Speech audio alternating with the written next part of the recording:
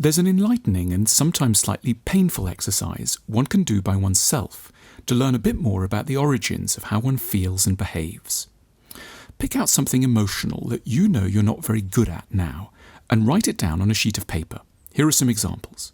Staying calm, taking pride in yourself, trusting, missing people who go away. We often observe these traits in ourselves with a mixture of puzzlement and embarrassment. Why are we like this? Why can't we be more normal? What's up with us? To find a way to some answers, continue to the second part of the exercise.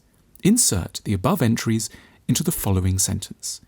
How safe would it have been for you to do this, insert sentence, in your childhood, i.e. staying calm, taking pride in yourself, etc.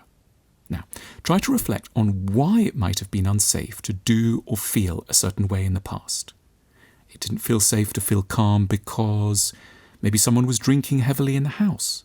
It didn't feel safe to take pride in oneself because maybe someone was obsessively jealous. It didn't feel safe to trust because someone was cruel or unreliable. It didn't feel safe to miss people who were absent because maybe the pain would have broken one's heart. Notice that in all cases, what in later life becomes a problem starts off by being a very clever protective strategy. We are more mysterious to ourselves than we should be when we fail to see that much of what we do that looks odd or unusual in adult life is really a relic of a protective strategy that made a lot of sense in childhood.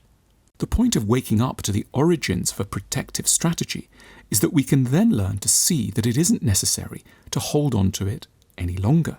There is no reason to fail at work in order to avoid the spectre of jealousy. We can afford to miss people when they go because they'll be back and we can dare to feel and to love.